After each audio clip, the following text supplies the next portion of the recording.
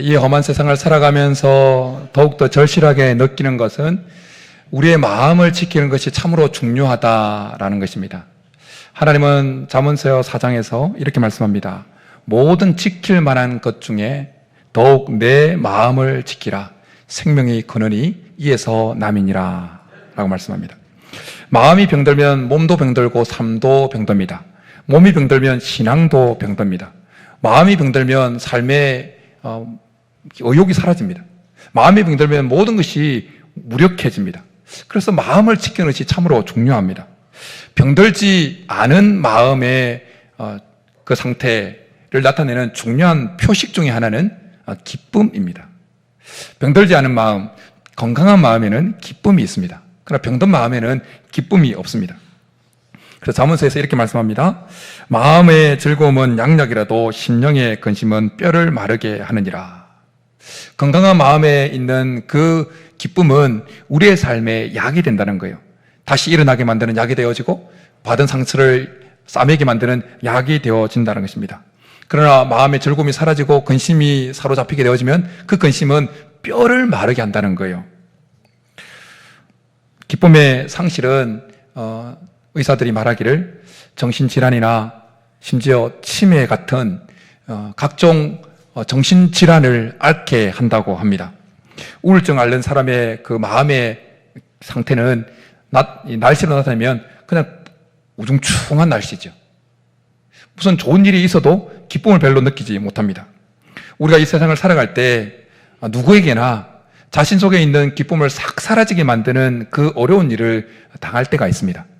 지난주 중에 IMF 기간에 온 우리나라 국민들에게 기쁨과 힘을 주고 한국 여자 이 골프의 위상을 전 세계에 알렸던 박세리 선수가 자기 아버지 매일 돈을 탕진하고 그렇게 사기치고 하는 그 아버지로 인해서 눈물의 기자회견을 하는 것이 있었습니다. 언뜻 보기에 리치 언니라고 해가지고 막 부자 아무 걱정이 없을 것 같은 그런 사람의 인생도 깊이 들어가서 보면 남모르게 흐르는 눈물이 있고 아픔이 있고 기쁨이 다 바닥나 버린 모습을 가지고 있는 것을 보게 되어집니다. 오늘 예배에 참석한 우리들도 오늘 예배에 참석하면서 그런 나름대로 옷을 챙겨 입고 깔끔하게 입고 오면서 안내 받으시는 분들에게 이렇게 기쁘게 안내하는 분들로 안내받으면서 또 울상을 지을 수 없어서 웃고 이렇게 반응을 보였지만 그러나 웃고 있는 게 아닌 마음의 상태에 있는 분도 분명히 계실 겁니다. 다른 사람이 말할 수 없는 그 사연으로 인해서 차마 많은 사람 앞에서는 그 울상을 지을 수 없지만 혼자 있을 때는 우울하고 기쁨이 전혀 없는 상태를 지속하고 있는 분도 있을 거예요. 오늘 그런 분들이 있다면 특별히 하나님께서 그 마음에 기쁨을 다시 회복시켜 주시기를 간절히 축복합니다. 그런데 우리 마음에 회복해야 되는 그 기쁨과 관련해서 우리가 분명히 알고 지나가야 하는 중요한 사실이 있습니다. 그것은 기쁨이라고 해서 다 같은 기쁨이 아니라는 거예요. 그냥 쉽게 안개와 같이 사라져버리는 기쁨이 있는가 하면 어떤 조건에서도 쉽게 사라지지 않는 기쁨이 있습니다. 어떤 상황이 발생하면 쉽게 흔들리는 기쁨이 있는가 하면 어떤 조건에서도 쉽게 흔들리지 않는 기쁨이 있습니다. 계속 목마르게 만드는 기쁨이 있는가 하면 우리의 마음을 시원하게 흡족하게 만족시키는 기쁨이 있습니다. 계속 억박되게 속박되게 만드는 기쁨이 있는가 하면 진정한 자유를 누리게 만드는 기쁨이 있습니다. 여러분, 우리가 뭔가 새로운 물건을 사면 기쁘지 않습니까? 새 신발을 사고 새로운 옷을 사고 새 차를 사고 더 크게는 새 집을 사고 그럴 때는 참 기쁩니다. 사람들에게 인정받으면 기쁩니다. 뭔가 열심히 노력해서 목표한 바를 달성하면 기쁩니다. 돈 많이 벌면 기쁩니다. 안 기쁩니까? 여러분 돈 좋아하시잖아요. 돈 많아지면 기쁘잖아요. 로또 당첨되면 안 기뻐할 사람 한 사람도 없을 거예요. 그렇다고 로또 사서 막 끌끌하는 소리는 아니에요. 그런데 여러분 우리가 경험해서 알지 않습니까? 그 기쁨이 오래 갑니까? 오래 안 갑니다. 신발 사면 기쁜데 지나갑니다.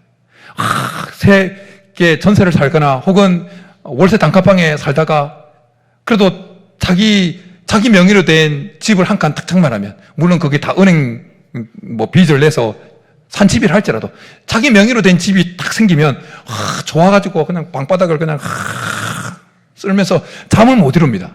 근데 그 기쁨이 오래 갑니까? 사라집니다. 열심히 해서 뭔가 목표를 달성하면 기뻐요. 학위를 받아서 기쁩니다. 그 기쁨 잠깐이면 사라집니다. 사람들에게 인정받으면 기쁩니다. 근데 그 기쁨 오래 가지 못합니다. 금방 사라집니다.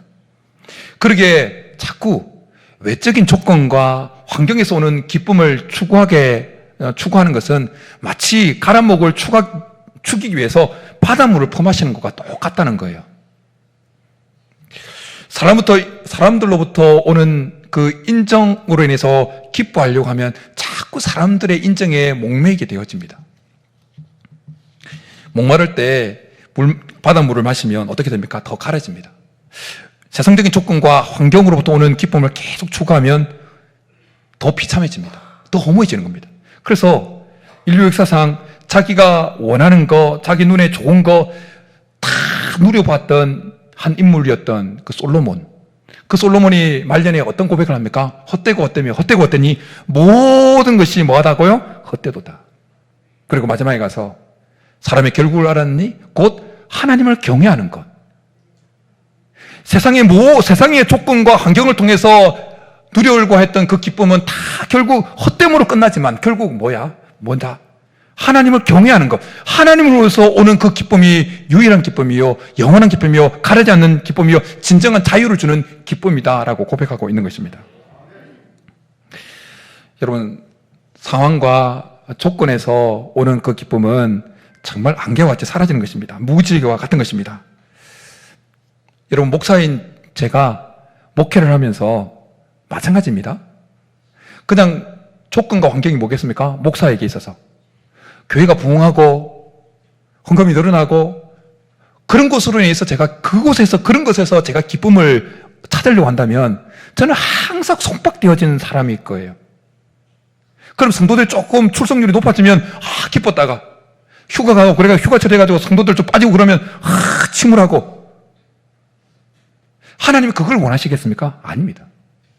하나님은 하나님 존재 자체로 인해서 우리가 기쁨을 누리기를 원하신다는 것입니다. 상황과 조건에서 오는 그 기쁨은 우리를 계속 속박하지만, 계속 얽매이게 만들지만, 우리를 계속 가라게 만들지만, 그러나 하나님 존재 자체만으로 오는 그 하나님에게서 오는 그 기쁨, 상황과 조건을 뛰어넘어서 오는 그 기쁨은 흔들리지 않는 기쁨입니다. 그 기쁨이 우리로 하여금 진정 자유케 하는 것입니다. 최근 극동방송에서 이렇게 멘트했던 그것을 유튜브를 통해서 봤는데, 그 사회자가 어느 집사님에게 질문을 했는지, 어느 다른 분이 질문을 해서 멘트를 만들어낸 건지, 한 사람이 어느 집사님에게 이 폭염에 외부에서 일하는 그 집사님을 걱정 섞인 말로 이렇게 물었다는 거예요. 집사님, 날이 더운데 많이 힘드시죠? 그러니까 그 집사님이 이렇게 대답을 했다는 거예요. 뭐 덥기야 하지. 그런데 더운데 일해도 마음 평안한 사람은 행복하고, 에어컨 있는 곳에서 일해도 불행한 마음으로 일하는 사람은 힘들지. 이렇게 말했다는 거예요. 우리의 마음은 쉽게 우리가 처해 있는 환경에 너무나 영향을 많이 받습니다. 그래서 날만 좀 우중충해도 마음이 우중충해집니다. 그러다가 그 구름 사이로 햇살이 착 나오면 그 마음도 확해집니다. 근데 그 극동방송의 사연에 나왔던 그 어느 집사님은 그렇게 그 마음이 외부 환경에, 외부 조건에 그렇게 영향을 받지 않는 상태였다라는 것입니다. 우리에게도 환경과 조건에 흔들지 않는 기쁨이 필요합니다. 그리고 그 기쁨이 우리 속에 충만히 채워지는 것이 필요합니다. 오늘 우리는 하나님께서 우리에게 주신 이 말씀을 통해서 상황과 조건에서 흔들리지 않는 그 기쁨을 충전받고 누릴 수 있는 그 비결을 발견하게 되어집니다. 오늘 말씀을 나누는 가운데 그 비결을 발견하고 충만하게 그 기쁨을 누릴 수 있기를 축복합니다. 오늘 우리가 읽은 본문의 말씀은 표절에 보면 다윗의 믹담이라고 되어 있습니다. 다윗의 시입니다. 근데 다윗이 1절에서 이렇게 고백합니다. 하나님께 이렇게 부르셨습니다. 하나님이여 나를 지켜주소서. 하나님의 나를 지켜주소서. 여러분, 이 한마디 하나님을 향한 간구에서 느낄 수 있는 것이 뭐겠습니까? 지금 다윗이 아무런 문제가 없는 상태입니까? 아니면 아주 지금 위급한 상황입니까? 위급한 상황이죠. 뭔가 하나님의 도움이 절실히 필요한 상황에 놓여 있다는 것을 하나님 나를 지켜주세요. 이 간구 속에서 느낄 수 있습니다. 물론 다윗이 오늘 이 시편을 기록할 때 어떤 특정한 어려움에 처해 있는지는 알 수는 없습니다. 그러나 다윗의 일생이 기록되어져 있는 역사서를 읽어보면 다윗의 인생은 어려움으로 점철되어진 그런 인생이었다는 것을 보게 되어집니다. 다윗에게 사울에게 쫓기고 왕이 되었어도 그 아들들에게 계속해서 쫓기는, 그리고 그 어려움 시기 중에 한 시기가 이 시편 16편을 기록할 때의 상황이었다는 것입니다. 그리고 1절에 나를 지켜주소서라고 번역된 히브리어의 원형이 샤마르라고 하는 히브리어가 사용되어졌는데요. 이것은 농사를 짓는 그 농토의 그 울타리, 그리고 그 양떼들이 불을 뜯는 그 양떼들이 있는 그 초원지의 그 울타리를 가시 울타리로 치는 것을 가리키는 말이 샤마르라고 하는 단어라는 거예요. 팔레스타인 지역, 고대 근동의 그 팔레스타인 지역은 이스라엘 백성들은 목축업과 농업이 주업이었잖아요. 그리고 이 시편을 기록하고 있는 다윗도 목동 출신이었습니다. 그렇기에 지금 하나님께 하나님 나를 지켜주세요. 샤마르 해주세요. 가시 줄기로, 가시 울타리로 저를 둘러쳐주세요. 그렇게 간구하고 있다는 거예요. 다윗이 샤마르가 어떤 뜻인지 자기는 너무나 잘 알았습니다. 그래서 지금 다윗은 자기 대적들이 마치 이리 때까지 자기를 집어삼킬 것 같은 그 상황을 느끼고 하나님 앞에 가시 울타리로 저를 둘러친쳐 주세요. 그렇게 간구하고 있다는 거예요. 여러분, 이 다윗의 고백 속에서 다윗이 처해 있는 그 상황이 조금 느껴지십니까? 지금 다윗은 자기의 생명을 지금 각오해야 되는, 죽음을 각오해야 되는 그 위기 앞에 놓여 있다는 것입니다. 얼마나 위기가 절정에 달해 있는지 모릅니다. 얼마나 절망스럽겠습니까? 이런 상황 속에서 그 마음에 기쁨을 계속 간직할 수 있겠습니까? 쉽지 않죠. 그런데 오늘 시편 전체를, 이 16편 전체를 읽어보면 이 시편이 결코 어둡지가 않습니다. 절망스럽지가 않습니다. 침울하지 않습니다. 오히려 환합니다. 밝습니다. 생명이 넘칩니다. 기쁨이 넘칩니다. 즐거움이 있습니다. 오늘 다윗이 이렇게 9절에서 고백합니다. 우리 9절 한번 같이 읽겠습니다. 시작. 내가 여호와를 항상 9절 시작. 이러므로 나의 마음이 기쁘고 나의 영도 즐거워하며 내 육체도, 분명히 죽음을 각오해야 되는 그 절박한 상황에 있는데 다윗 마음속에는 기쁨이 흘러 넘치고 있는 겁니다. 분명히 다윗이 처해 있는 상황과 조건은 침울해져야 되고 나는 죽었다고 원망해야, 불평해야 되고 기쁨이라고 하는 일도 찾아볼 수 없는 상황임에도 불구하고 오히려 자기 마음이 기쁘고 자기 영도 기쁘고 즐거워한다고 고백하고 있다는 것입니다. 그리고 10절에서는 이렇게 고백합니다. 이는 내 영혼을 스올에 버리지 아니하시며. 스올은 고대 사람들에게 있어서 죽은 사람들의 세계로 일컬어지던 곳이었습니다. 그런데 그러니까 지금 다윗은 다 나옵니다. 다윗은 죽음을 직면하고 있는데 자기 생명이 그 소홀에 들어가지 않고 하나님께서 자기 생명을 반드시 지켜주실 것이라는 그 확신 속에 있습니다. 그리고 11절에 이렇게 고백합니다. 11절 한번 같이 읽겠습니다. 시작. 주께서 생명의 길을 내게 보이시리니 주의 앞에는 충만한 기쁨이 있고 주의 오른쪽에는 영원한 즐거움이 있나이다. 11절을 보면 생명이 나오고 영원한 충만한 기쁨이 나오고 영원한 즐거움이 있습니다. 이런 표현이 등장해요. 결코 침울하지 않습니다. 기쁩니다. 그렇다면 무엇이 죽음을 각오해야 되는 그 절박한 상황 속에서도, 웬만한 사람이라면 기쁨이라고는 일도 찾아볼 수 없는 그 상황 속에서도 조건과 환경을 뛰어넘는 그 기쁨이 다윗 속에 가득하게 만들었냐는 겁니다.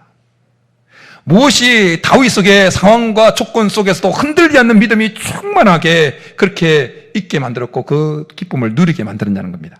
어떻게 하면 우리 속에도 다윗 속에 가득했던 그 환경과 조건을 뛰어넘는 흔들리지 않는 믿음이 충만하게 채워줄 수 있냐는 것입니다. 그 답은 간단합니다. 하나님과 함께 했기 때문입니다.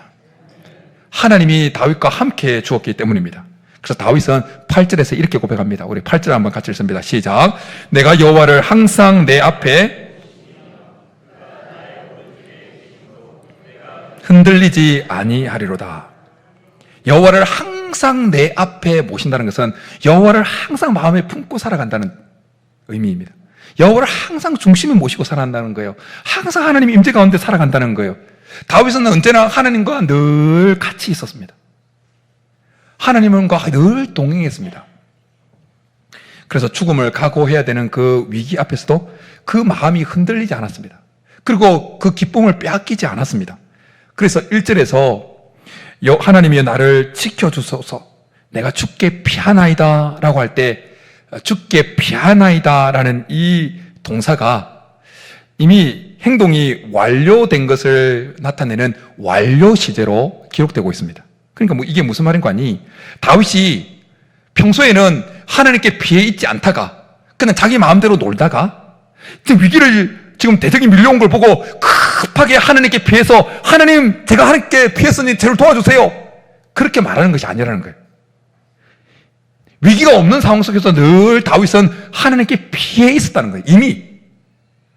그리고 위기가 찾아왔을 때 하나님 제가 하나님께 이미 피해 있어 왔으니 저에게 샤마라 해달라고 가시 울타리로 저를 보호해달라고 쳐서 보호해달라고 그렇게 하늘 앞에 간구하고 있다는 것입니다. 다윗은 계속해서 하나님 안에 머물고 있었던 것입니다. 그래서 그 마음이 흔들리지 않냐고 상황과 조건에도 흔들리지 않는 기쁨을 계속 누릴 수 있었다는 것입니다. 자신의 마음이 기쁘고 그의 영도 즐거워할 수 있었다는 것입니다. 그렇다면 왜 하나님과 함께하는 것이 하나님 안에 머물 때 그렇게 상황과 조건에 흔들리지 않는 그 기쁨을 충전받고 누릴 수 있게 될까요?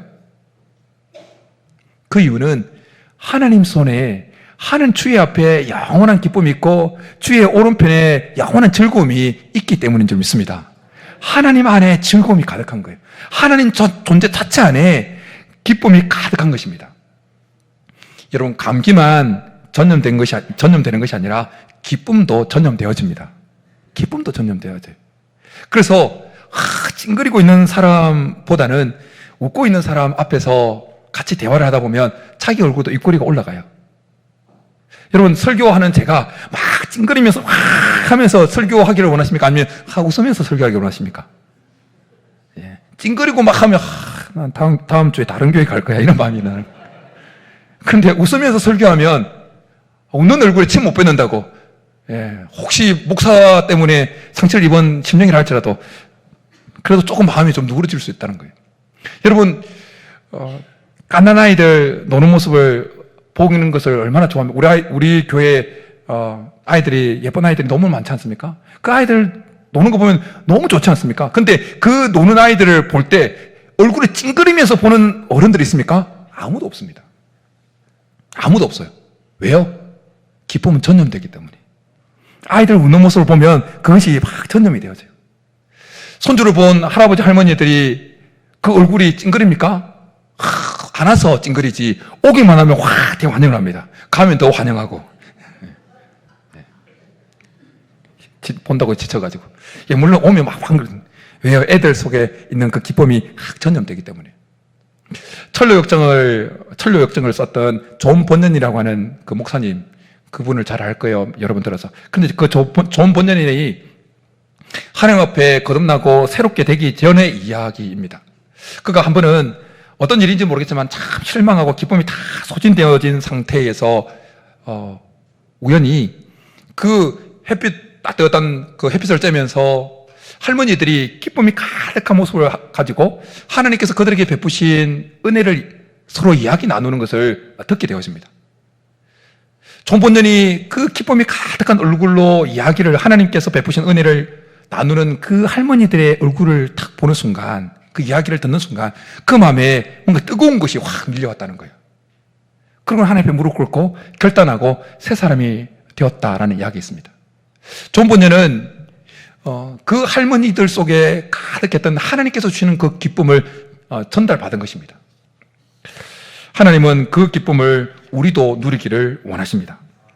오늘 본문의 다윗은 기쁨이 가득한 사람으로부터 전염받은 것이 아니라, 그 기쁨을 전염받은 것이 아니라 하나님 존재 자체로 기쁨이 가득한, 상황과 조건에서도 흔들리지 않는 그 기쁨으로 가득한 하나님 존재 자체로부터 그 기쁨을 전염받은 것입니다. 하나님과 늘 함께하면서, 그러니까 상황 속에서, 어떤 상황 속에서도 흔들리지 않는 그 기쁨을 누릴 수 있었다는 것입니다. 우리는 하박국 선지자의 신앙 고백, 특별히 상황과 조건에 흔들리지 않는 그 신앙 고백을 잘 알고 있습니다. 우리가 오프닝 찬양하면서도 그 하박국 선지자의 고백을 담아서 노래하는 찬양을 함께 했죠. 비록 무화과 나무가 무성하지 못하며 포도나무에 열매가 없으며 감람나무에 소출이 없으며 밭에 먹을 것이 없으며 우리의 양이 없으며 외양간에 소가 없을지라도 나는 여호와로 말미암아 즐거워하며 나의 구원의 하나님으로 말미암아 기뻐하리로다. 저는 이 고백이 저와 여러분의 고백이 될 수 있기를 축복합니다. 하박국이 처해 있던 그 상황을 오늘날로 말하면 쌀독에 그 쌀이 다 떨어지고 통장에 잔고가 다 떨어지고 옷장에 입을 옷도 하나도 없고 그런 상황이에요. 하박국이 처해 있는 상황은 개인적으로도 힘든 상황이었을 뿐만 아니라 사회적으로도, 경제도 그냥 황폐해지고 사회도 부패하고 나라의 그 운명도 풍년등화와 같이 외세의 침입 앞에 지금 흔들흔들하고 있는 상황이었습니다. 그럼에도 불구하고 하박국이 나는 여호와로 말미암아 즐거워하며 나의 구원의 하나님으로 말미암아 기뻐하리로다 라고 고백하고 있는 것입니다. 하나님은 하나님을 믿는 우리 모든 성도들이 다윗이 누렸던 그 기쁨, 하박국이 누렸던 그 기쁨을 누리기를 원하십니다. 상황과 조건에 흔들리지 않는 그 기쁨을 누리기를 원하십니다. 그 기쁨을 누림으로 다시 어떤 어려움 속에서 일어나기를 원하십니다. 그리고 그 기쁨을 누리면서 진정한 자유를 누리기를 원하십니다. 여러분들이 교회에서 나눠드린 교회 달력을 오늘 날짜 6월 23일 그 날짜를 유심히 보셨으면 그 달력 아래에 오늘이 어떤 주일인지 보셨을 거예요. 혹시 오늘 달력 유심히 보신 분 계십니까? 예. 오늘 순교자 기념주일입니다. 잘 보시면 교회가 세워지고 기독교가 시작되고 난 이후에 많은 순교자들이 지금 기독교 2000년 가운데 많이 있어 왔죠. 사도행전을 보면 스데반이 첫 순교자로 그렇게 하나님 앞에 순교 제물이 되어집니다. 그런데 스데반의 그 상황을 보면 스데반이 복음을 전하다가 대적들에게 모함을 당해서 공회에 끌려와서 그 거짓 정인들로부터 공격을 받습니다. 그런데 성경에 보면 스데반의 얼굴이 뭐의 얼굴과 같았다고 말씀하고 있습니까? 천사의 얼굴과 같았습니다. 여러분, 천사의 얼굴이 찡그리고 불만이 가득하고 오만과 불평과 좌절이 가득한 얼굴이었겠습니까? 아닙니다. 천사의 얼굴은 평안하고 행복하고 기쁨이 가득한 얼굴이었을 거예요. 스데반의 얼굴이 그랬다는 거예요. 그런가 하면 돌에 맞아 죽기 전에 스데반은 성령 충만했습니다.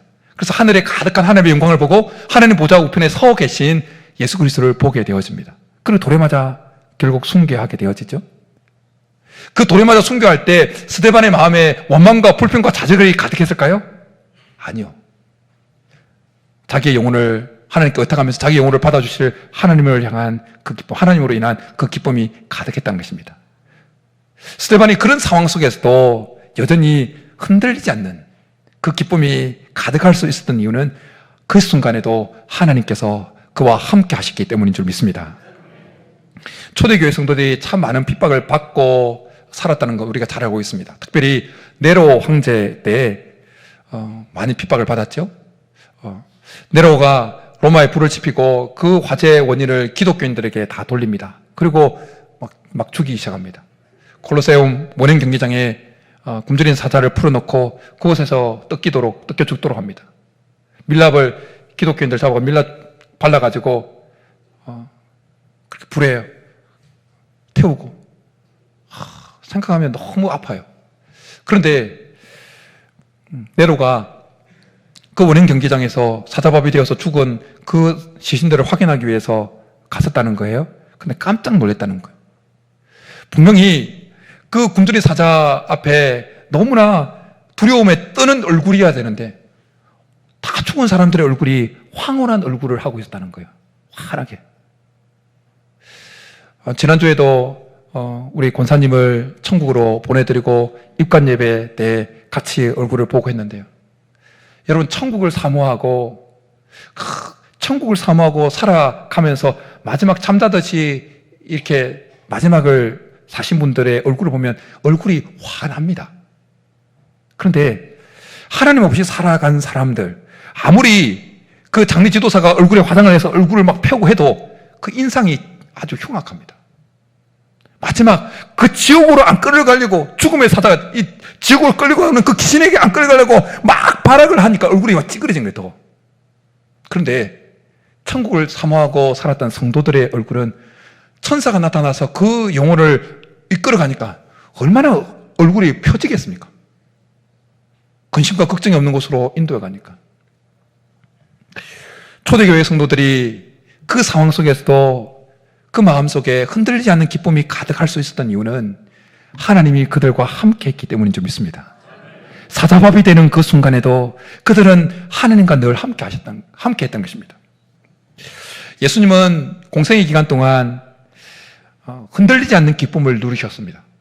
뭔가 기적이 나타나면 기뻐하다가 사람들이 막 떠나가면 막 불이 죽거나 그러지 않았다는 거예요. 예수님은 초지일간 흔들리지 않는 기쁨을 누리셨던 거예요. 그 비결은 아버지 하나님과 늘 함께 했기 때문이었습니다.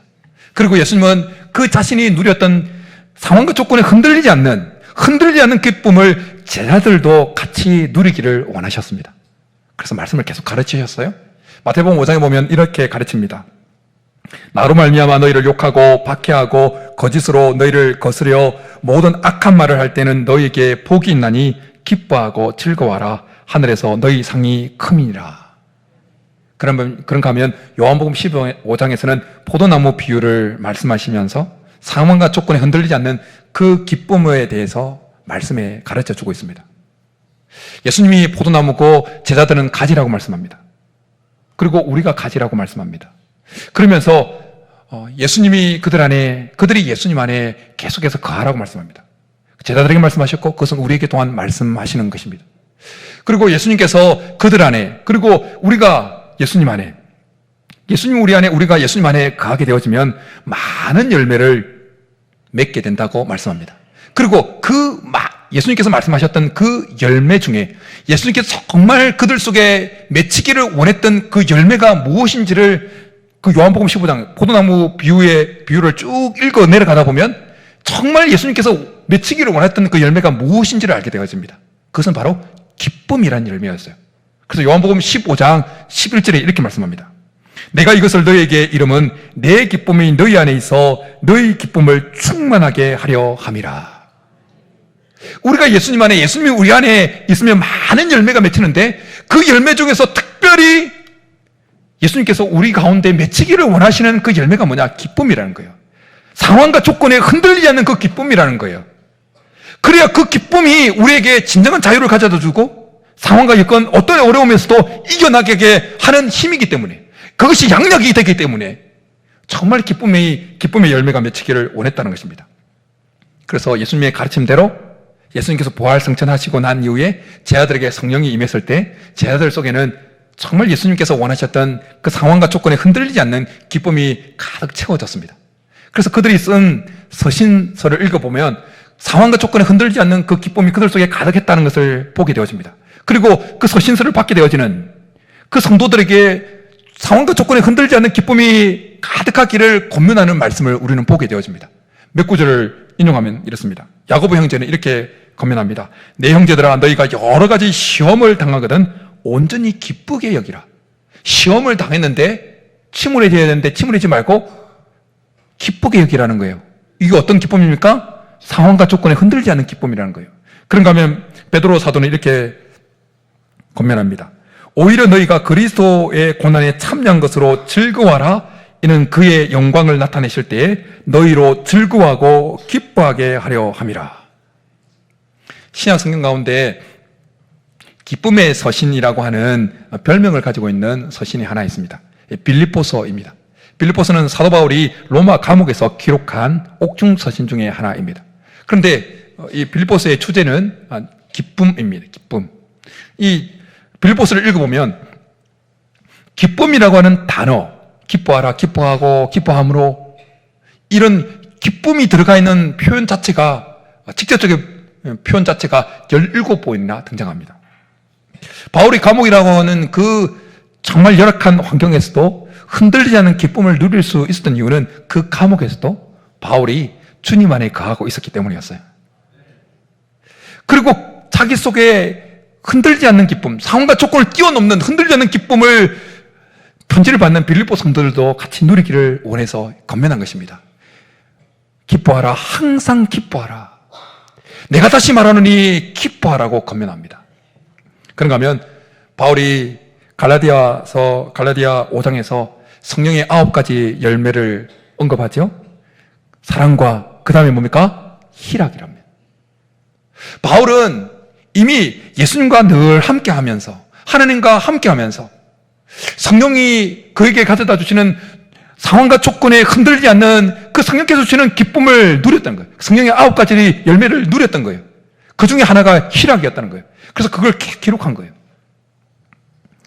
그런가 하면 고린도후서 6장에서 바울과 그의 일행들은 자기들이 어떤 존재인지 이렇게 이야기를 합니다. 근심하는 자 같으나 항상 기뻐하고.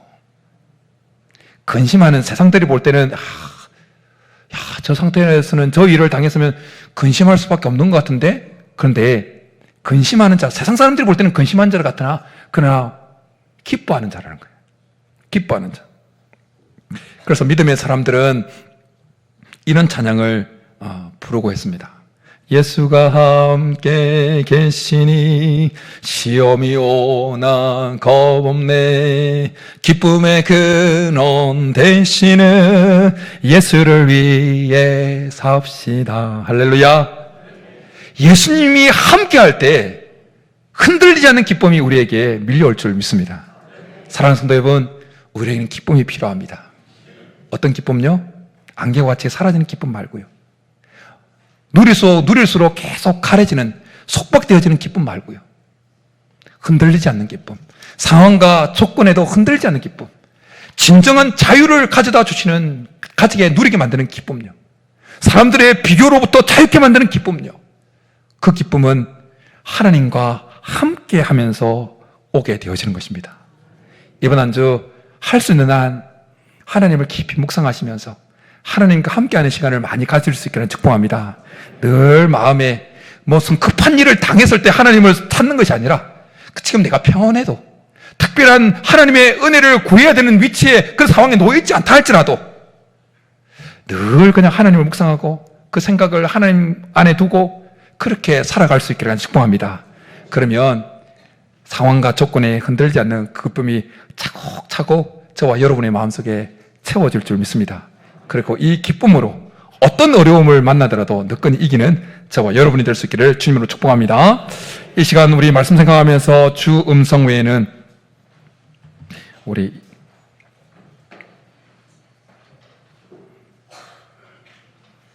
말씀 생각하면서 찬양하며 나가겠습니다.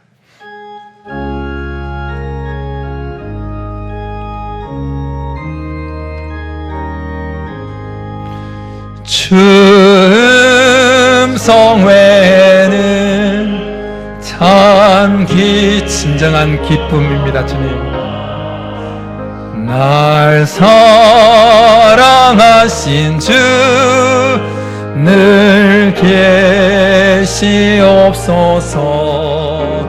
기쁘고 기쁘도다 항상 기쁘도다 나 주께 왔사오니 복주 나 주께 왔으니 나 주께 왔으니 복중의 복중은 흔들리지 않는 기쁨임을 고백하며 주 함께 기쁨으로 큰 시험 이기네. 기쁘고 기쁘도다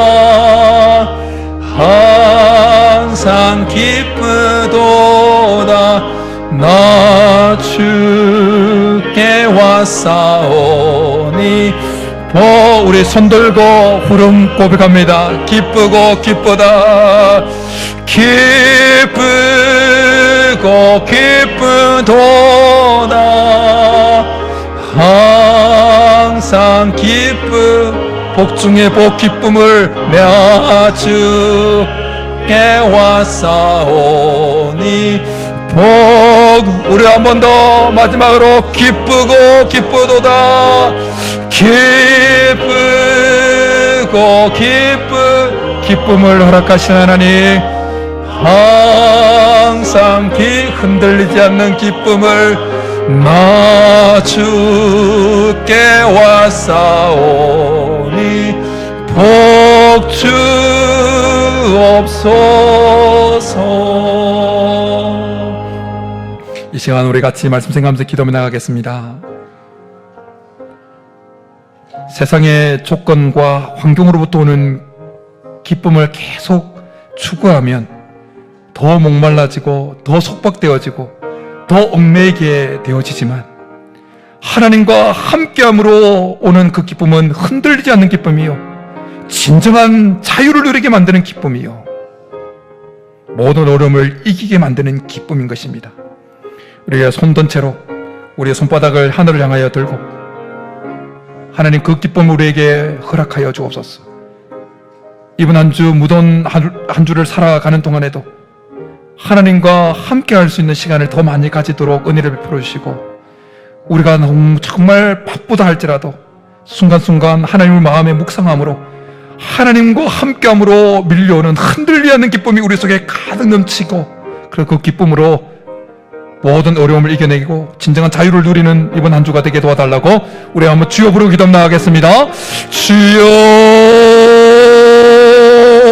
살아계신 하나님 아버지, 환경과 조건에서 오는 그 기쁨은 우리를 더 목마르게 하는 기쁨이요, 쉽게 사라지는 기쁨이요, 우리를 더 얽매이게 만드는 기쁨인 줄 알고, 하나님과 함께함으로 오는 그 기쁨, 진정한 기쁨이 우리 속에, 흔들지 않는 기쁨이 우리 속에 있기를 원합니다. 하나님, 우리 가운데 이번 한 주도 하나님과 함께하는 복을 허락하여 주시고, 바쁘고 어렵고 할지라도 하나님을 묵상함으로 하나님과 함께하는 그곳에서 오는 흔들지 않는 기쁨, 상황과 조건을 뛰어넘어서 흔들리지 않는 그 기쁨이 우리 속에 차곡차곡 채워지는 것을 경험하게 하시고, 그래야 그 흔들리지 않는 그 기쁨으로 모든 어려움을 이겨나가게 하시고, 상황과 여건이 어떠하든지 간에 하나님께서 주시는 그 기쁨으로 승리할 수 있는 우리 성도들 되게 도와주옵소서. 주님 오늘도 하나님 앞에 나가도 손들고 우리의 비어있는 심령을 흔들지 않는 기쁨으로 체험받기를 원하여 나아가오니,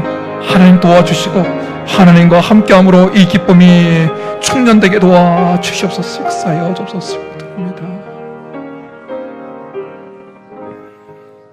하나님 아버지, 세상적인 조건과 환경에서 오는 그 기쁨은 우리를 더 가라게 만드는 기쁨이요, 우리를 더 얽매이고 속박되게 하는 기쁨이지만, 그러나 하나님과 함께 함으로 밀려오는 그 기쁨은 우리를 진정 자유케 하는 기쁨이요, 상황과 조건에서도 흔들지 않는, 어떤 상황과 조건에서도 흔들지 않는 기쁨인 줄 믿습니다.